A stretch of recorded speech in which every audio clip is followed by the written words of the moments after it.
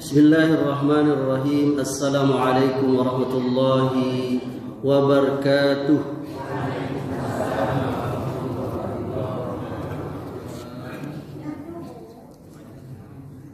Alhamdulillah allazi arsala rasulahu bil huda wa dinil haq liyuzhirahu ala ad-din kullih wa kafa billahi shahida. Asyhadu an la ilaha illallah wahdahu la syarika lah wa asyhadu anna Muhammadan abduhu wa rasuluh sallallahu alaihi wa ala alihi wasallam. Para pengurus dan jamaah Masjid Al-Ukhuwah Kebon Beler yang saya cintai dan saya muliakan, kita kembali bertemu di majelis yang penuh dengan barokah ini, majelis ilmu, dan saya berdoa kepada Allah Subhanahu wa taala, kepada semua pihak yang telah membantu terselenggaranya kajian rutin ini, baik itu yang memberikan support dana dan juga yang membantu terselenggaranya kegiatan ini, panitia, ibu-ibu yang mempersiapkan sarapannya, kemudian adinda protokol kita ini, ya, saya berdoa semoga sukses dunia akhiratnya, nanti jadi pejabat insya Allah ya, diberikan, udah punya istri belum? Diberikan istri yang soleha. Ananda jangan khawatir, kalau Ananda memakmurkan rumah Allah, masjid, maka insya Allah Allah akan membantu Ananda dunia akhirat. Orang yang bantu rumah gubernur saja, rumah presiden, bahkan rumah lurah saja itu bisa dibantu oleh gubernur, presiden, lurah, apalagi orang yang tuh, insya Allah ya Anda ya. Ini saya lihat meja kita udah baru nih, Masya Allah. Ini meja baru bener atau direhab ini? Baru bener ini. Saya juga berdoa kepada Allah, mudah-mudahan ini yang membarui meja ini diberkah oleh Allah, diberi meja nanti di sorga ini. Karena waktu sebulan yang lalu saya sempat ada negur juga kan, Masya Allah ini diganti benar, Masya Allah.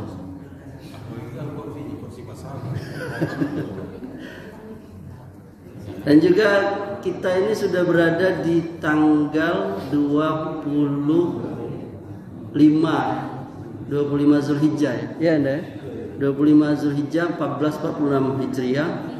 Saya juga berdoa kepada Allah semoga saudara-saudara kita yang melaksanakan ibadah haji, Allah jadikan hajinya haji yang mabrur, dan Allah balas dengan surga sebagaimana janji Rasulullah SAW.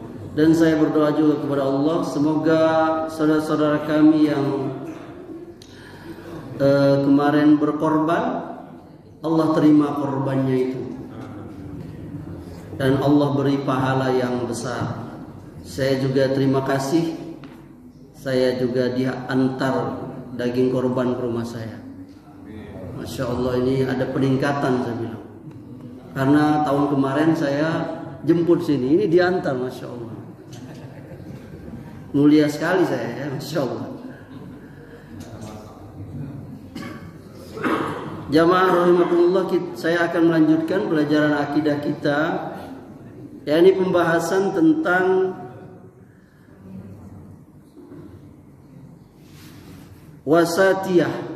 Apa wasatiyah itu? Yakni pertengahan. Jadi ajaran Islam itu adalah pertengahan. Allah Subhanahu wa taala berfirman, wa kadzalika ja'alnakum ummatan wasata litakunu syuhada'a 'alan nas wa yakuna ar-rasulu 'alaikum syahida. Kata Allah, dan demikian pula kami telah menjadikan kamu umat pertengahan, agar kamu menjadi saksi atas perbuatan manusia, dan agar Rasul menjadi saksi atas perbuatan kamu. Al-Baqarah ayat 143. Di ayat ini Allah Subhanahu wa taala menegaskan bahwa Islam dan ajaran Islam itu yakni dia pertengahan. Telah kita kasih contoh, yakni Islam melarang seseorang ghulu dalam beragama, yakni berlebihan, kelewatan, keluar dari jalur.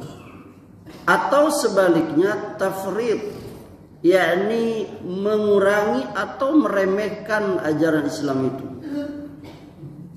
Dan kita sudah membandingkannya kemarin dengan agama-agama di luar Islam, sampai masalah perlakuan dua agama yakni terhadap wanita yang haid dibandingkan dengan perlakuan agama Islam terhadap wanita yang sedang haid itu.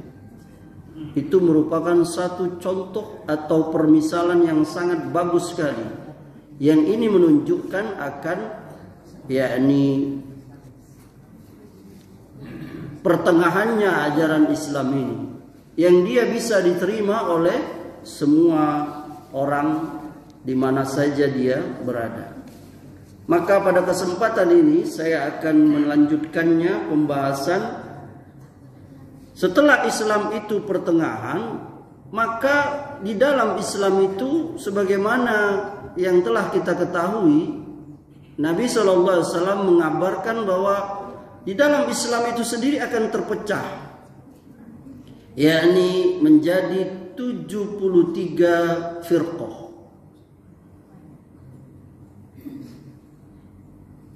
Lalu Nabi SAW memberitahu kepada kita satu firqah yang selamat dan dijanjikan surga.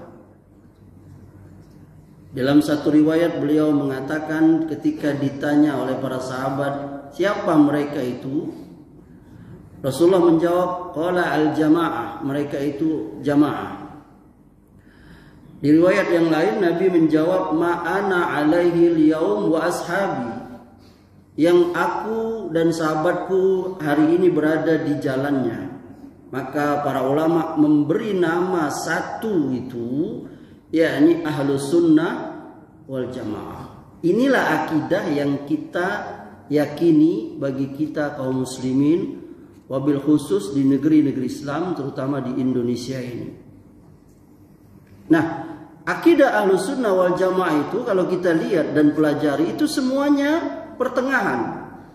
Ada beberapa contoh misalnya. Yang pertama, Ahlus Sunnah itu pertengahan di dalam masalah nama dan sifat-sifat Allah, asma dan sifat-sifat Allah. Ada satu kelompok namanya Jahmiyah, ya, dan ini kelompok sesat. Bahkan ulama sebagiannya mengatakan mereka telah kufur. Mereka ini muncul yakni pada akhir kekuasaan Bani Umayyah. Mereka disebut dengan nama itu, Jahmiyah itu, karena pemimpinnya bernama Jaham bin Sofwan. Apa kesesatan mereka? Beberapa di antaranya mengingkari asma dan sifat-sifat Allah. Jadi Jahmiyah meyakini tidak ada nama-nama dan sifat Allah. Kemudian mereka juga meyakini Al-Quran itu adalah makhluk, yakni Al-Quran itu barang ciptaan. Ya, sedangkan Ahlus Sunnah meyakini yakni Al-Quran itu adalah kalamullah. Kalam Allah, perkataan Allah, bukan makhluk. Kemudian Mereka meyakini iman itu ya hanya sekedar mengenal Allah Subhanahu wa taala. Jadi siapa yang mengenal Allah dia sudah orang yang beriman. Nah, ini berbeda dengan Ahlus Sunnah. Ahlus Sunnah meyakini al-iman qaulun wa amalun wa niyat. Jadi Ahlus Sunnah meyakini iman itu perkataan, perbuatan dan keyakinan. Tidak bisa hanya salah satu. Dia harus dikatakan. Makanya ada takrir, yakni ada pembuktian kita antashhadu an la ilaha illallah wa anna Muhammadur Rasulullah. Engkau bersaksi bahwa tiada ilah yang berhak diibadahi dengan benar melainkan Allah, dan engkau bersaksi bahwa Muhammad itu utusan Allah. Jadi ada pengakuan lisan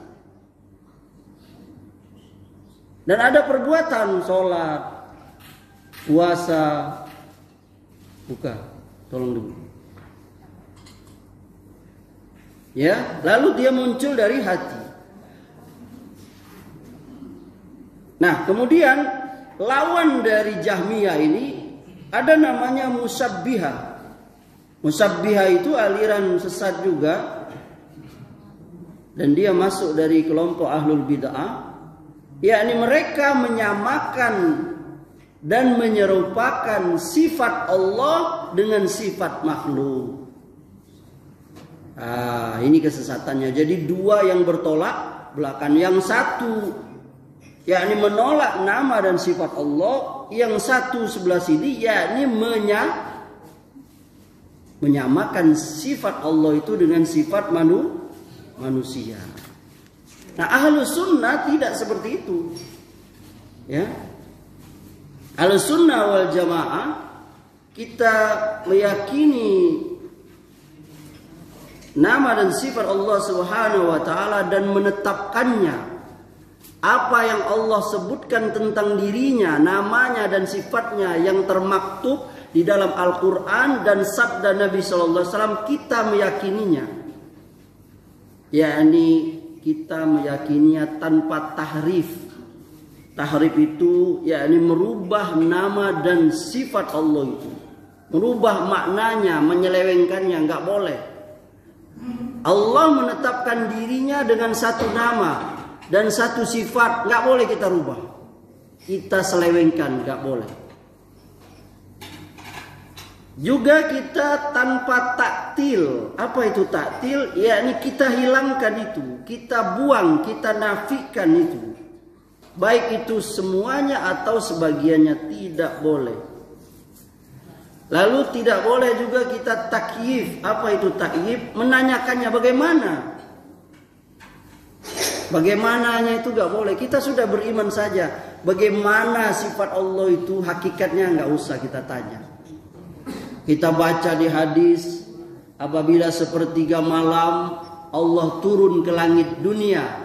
Pernah mendengar hadis itu, Ibunda? Ibunda pernah mendengar? Ini biasa disebutkan di dalam fadilah atau keutamaan sholat malam atau ibadah qiyamul lail. Qiyamul lail itu, qiyam itu berdiri, qiyam itu banyak. Bisa baca Quran, bisa zikir, bisa doa, bisa wirid, bisa sholat. Pokoknya menghidupkan malam. Qiyamul lail namanya. Sedangkan sholatul lail itu pengkhususan. Itu yang kita kenal dengan sholat tahajud. Jadi qiyamul lail itu lebih luas daripada sholat lail. Paham ya? Nah, itu disebutkan salah satunya adalah yakni dikabulkannya doa. Bahkan teks hadis itu menyebutkan yakni sepertiga malam itu Allah turun ke langit dunia. Ini sifat Allah yang Allah mengabarkannya melalui Rasulullah. Maka sifat kita Ahlus Sunnah meyakini ya sudah Allah turun. Tapi kita tidak menanyakan bagaimana Allah turun itu. Lalu kita tidak menyamakannya sama turunnya seperti kita makhluk. Nggak boleh. Karena Allah apa? Walam yakul lahu kufuwan. Laisa kamislihi syai'.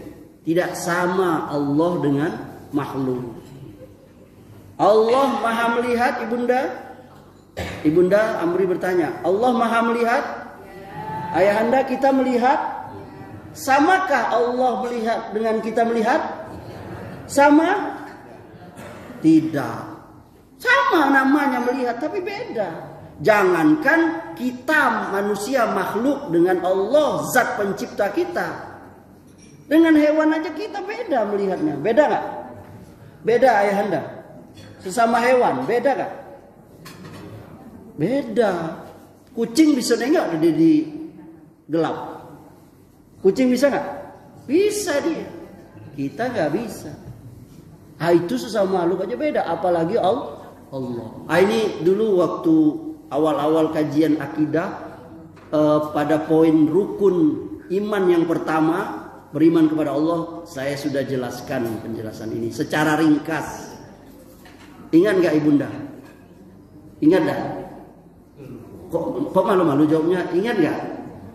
Enggak. Iya nggak apa-apa, jawab aja enggak. Karena memang manusia makhluk yang lupa. Allah sudah mengingatkan kita, misalnya nanti buka di surah Al-Baqarah ayat 172. Allah sudah mengambil persaksian pada jiwa-jiwa kita pada waktu di sulbi. Lalu Allah bertanya, alastu bi rabbik? Apakah kamu mengakui aku Tuhanmu? Qalu bala syahidna. Ya, kata kita. Ingat gak kita? Gak ingat Ustaz. Nah, itu Allah ingatkan itu. Itu jangankan beda alam ruh. Di dunia aja kita sering lupa janji kita. Janji kita sendiri kita lupa, ya kan? Janji suami pada istrinya. Betul? Woi, cepat ibu jawab. Betul. Kau segalanya bagiku, ya kan? Begitu pula janji istri pada suaminya. Janji pemimpin kepada rakyatnya. Itu banyak sekali tuh. Ya, ya. Janji-janji caleg misalnya. Kemudian tidak boleh kita nama sifat Allah tamsil, ya, ini mempersamakannya, menyerupakannya sifat Allah itu dengan makhluk. Tadi sudah kita bahas ya. Jadi kita meyakini asma dan sedikit saya mungkin ada tambahan masalah asma dan sifat ini. Sebaiknya kita betul-betul memahami nama dan sifat Allah ini dengan baik, terutama ibu-ibu ya. Jadi semisal ibu-ibu pernah dengar nggak ada hadis siapa yang menghafal Asmaul Husna yang berapa itu? 99 itu. Apa keutamaannya? Ya kan? Keutamaannya ini 90. Nah, ini bukan hanya menghafalnya saja. Bukan hanya membacanya saja, bukan. Tapi benar-benar mengimaninya. Ar-Rahman, Ar-Rahim, As-Sami, Al-Basir, ya kan? 99. Jadi kalau kita meyakini membaca As-Sami, Al-Basir, Allah Maha melihat, Allah Maha mendengar, kita benar-benar ini, kita tidak akan berani berbuat dosa, maksiat, walaupun manusia nggak ada melihatnya. Kenapa? Karena Allah tahu, As-Sami mendengar, Al-Basir Allah Maha melihat. Ini ibunda. Jadi bukan hanya kita menghafalnya saja, apalagi hanya nyanyinya. Ibu-ibu suka nyanyi kan? Ya, memang kita ini kadang latah juga ya, ngikut-ngikut orang luar gitu, nyanyiin gitu kan. Saya nggak hafal lah, saya doa Ar-Rahman Ar-Rahim. Saya sering dengar di mik masjid itu. Coba dikoreksi lagi, ada nggak Nabi nyuruh nyanyi seperti itu? Sama seperti orang-orang memuji biduan. Nauzubillah min zalik. Apakah seperti itu membaca Asmaul Husna itu? Coba dipelajari lagi Bunda. Karena saya sering mendengar, bahkan saya juga kan sering juga diundang ibu-ibu pengajian ya. Ya, mereka bernyanyi Asmaul Husna. Saya nggak hafal, nggak bisa ngasih contohnya. Tapi ini coba kita koreksi lagi. Ini ada nggak torikohnya seperti ini? Ada nggak sahabiyah, yakni sahabat Nabi yang perempuan melakukan amalan seperti itu? Dan apakah seperti itu yang diinginkan? Yakni bernyanyi.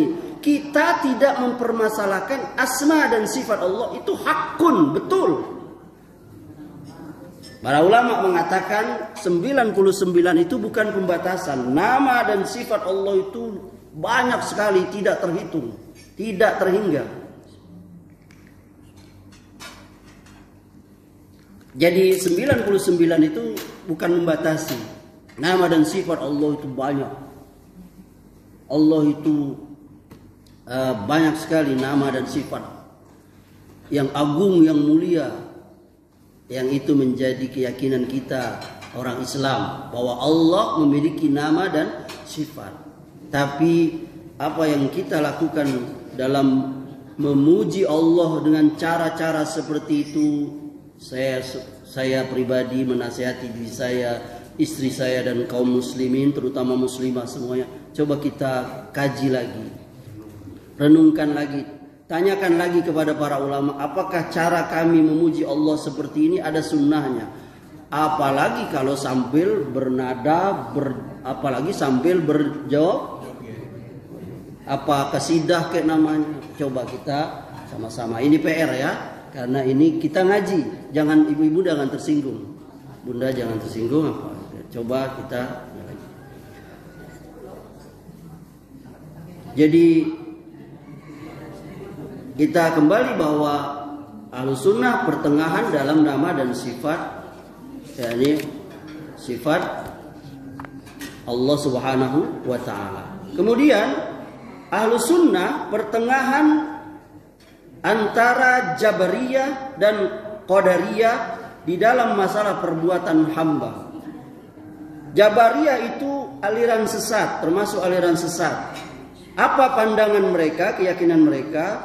Jadi Jabariyah punya keyakinan manusia dalam segala perbuatan, gerak-gerik, tingkah lakunya dipaksa. Apa bahasa modernnya apa ya? Fatalism ya, lupa saya. Ada yang tahu nggak? Jadi Jabariyah itu mereka meyakini kita ini nggak ada daya, kita ini seperti rumput yang ditiup angin. Atau kita ini yang lebih mudah seperti wayang yang dimainkan oleh apa? Dalang. Ini keyakinan Jabariyah. Apa? Jabariyah. Jahmiyah juga seperti ini. Nah, lawan dari Jabariyah itu Qadariyah. Ini aliran sesat juga ini. Jadi aliran ini mereka meyakini gak ada kadar Allah. Semuanya itu kita yang apa? Melakukannya. Gak ada urusan dengan Allah. Ini namanya Qadariyah. Nah, Ahlussunnah di pertengahan. Ya. Dalam perbuatan hamba kita pertengahan. Apa itu? Pertama, kita meyakini Ahlussunnah meyakini perbuatan kita ini, hamba ini, itu ciptaan Allah. Jadi perbuatan kita itu Allah yang menciptakannya. Paham ya? Ini agak berat nih. Anak-anak boga paham ya? Ini kita ngajinya ngaji akidah agak tinggi ya. Tapi insya Allah paham. Karena saya pakai bahasa Indonesia, bukan bahasa Somalia atau bahasa isyarat itu enggak. Ini kita pakai bahasa Indonesia. Jadi kalau tadi Jabariyah dia menganggap gak ada takdir Allah, gak ada kudrat Allah, jadi kita Jabariyah meyakini kita ini sesuai dengan kehendak Allah saja, gak ada urusan dengan kita, seperti wayang dimainkan dalang. Sebaliknya Qadariyah meyakini kita ini gak ada urusan takdir Allah, kita ini urusan kita, perbuatan kita ini. Nah, Ahlussunnah meyakini yang pertama perbuatan kita hakikatnya ciptaan Allah. Yang kedua, yang melaksanakan perbuatan tersebut itu kita sendiri. Paham? Kita bangun subuh tadi, itu kita sendiri yang bangun kan? Nanti kita mau makan atau tidak, siapa yang menentukan?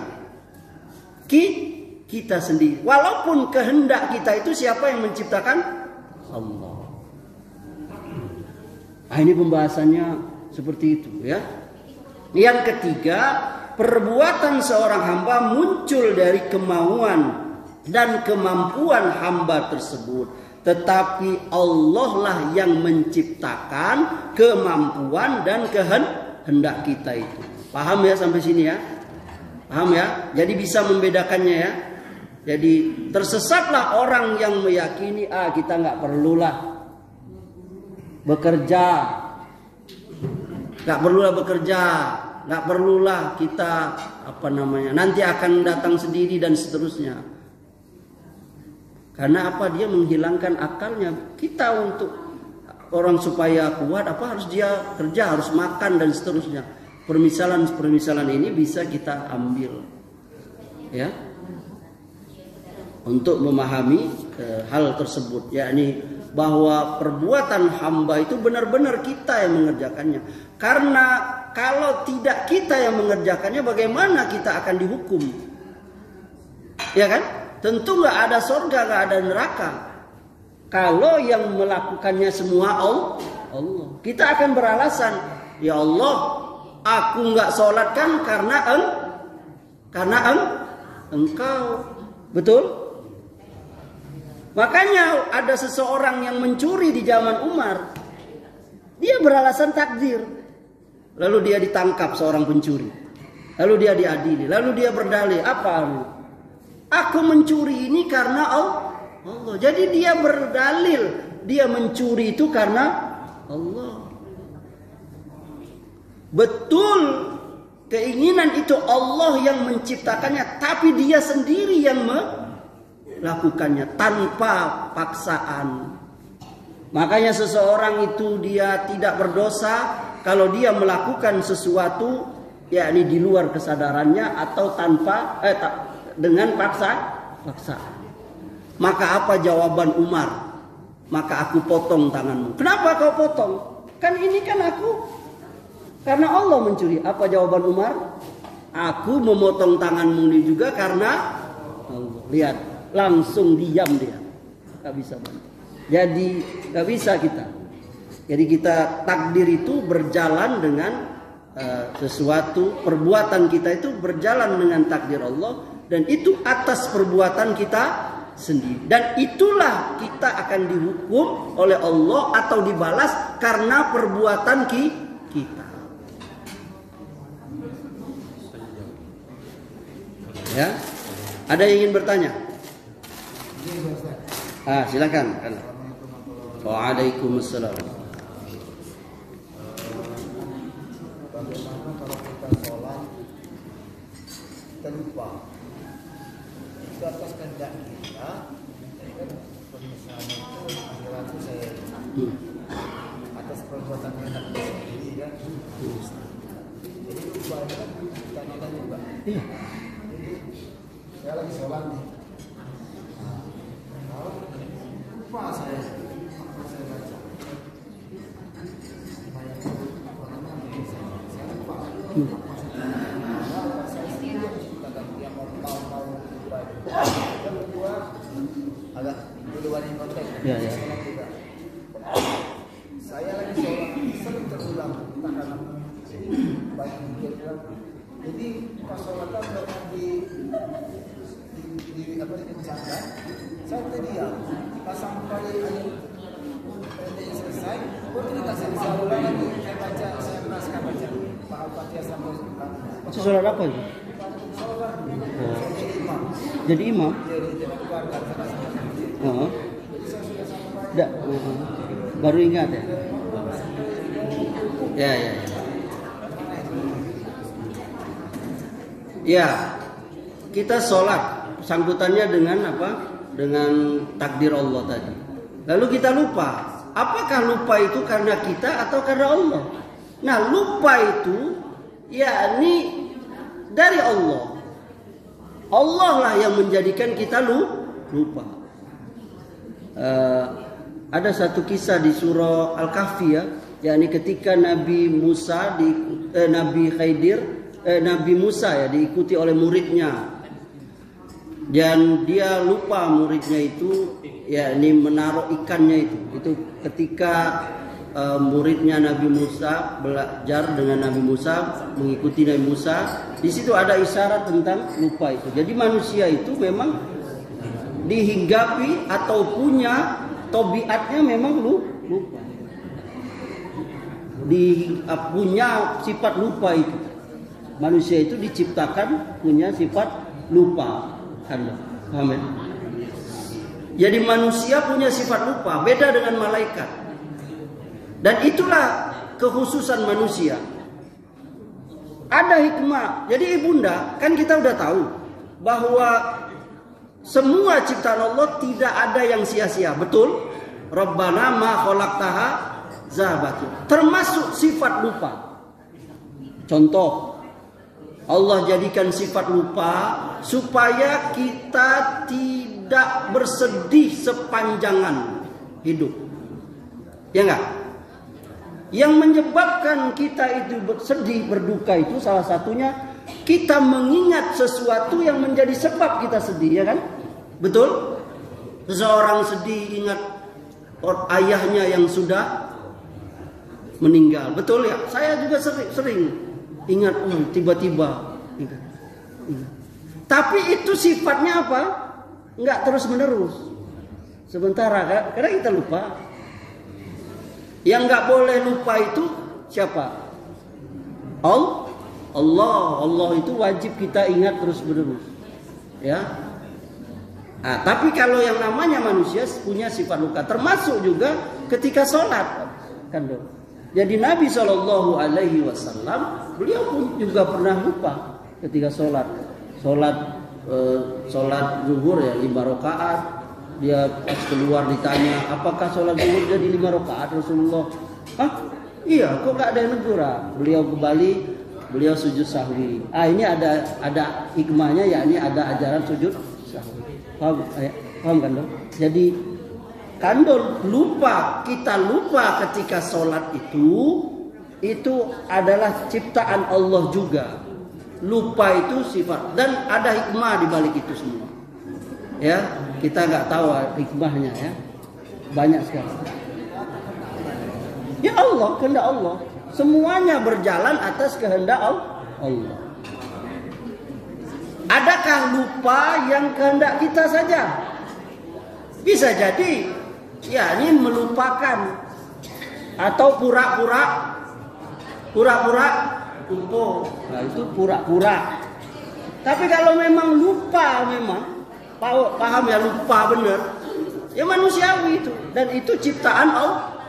Tapi kalau melupakan, ini beda ini. Wala takunu kallazina nasullaha fa ansahum anfusahum ulaika humul fasiqun. Betul kan? Barang siapa yang melupakan Allah, maka Allah akan melupakannya. Mereka orang-orang yang fasik. Loh, Ustaz, kok Allah ada sifat lupa? Bukan. Di ayat itu maksud lupa itu Allah meninggalkannya. Allah tidak lagi memperhatikannya, itu maknanya. Yang kedua, saya sholat, lalu tiba-tiba saya sholat harusnya jahar, tiba-tiba saya lupa baca sir. Apakah harus saya ulangi? Apakah harus saya lanjut saja? Boleh lanjut, boleh apa? Boleh ulang. Boleh lanjut, boleh ulang. Kalau sifatnya tidak terjadi hal-hal yang kita inginkan, maka kita ulang, nggak apa-apa. Ini pasti nggak ada yang negur ya. Karena kalau sholat jamaah harusnya dibaca jahar, lalu imam nggak baca jahar, pasti akan ada ada makmum yang menegur. Subhanallah, hapus salah saya. Subhanallah. Itu bagaimana ya enggak kalau tidak dulu? Kalau tidak ngerti juga imamnya gimana? Nggak ngerti juga. Sudah sebut aja. Baca jahan.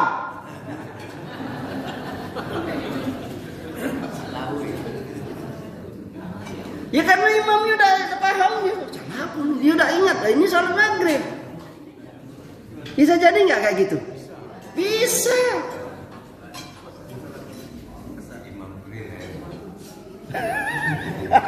Imam freelance. Namanya manusia, ada yang dia nggak. Ya, cukup ya? Kan saya paham. Mudah-mudahan bermanfaat. Wassallallahu ala nabiyina Muhammadin wa ala alihi wasallam. Wa akhiru da'wana alhamdulillahi rabbil alamin. Wabillahi taufiq wal hidayah. Assalamualaikum warahmatullahi wabarakatuh.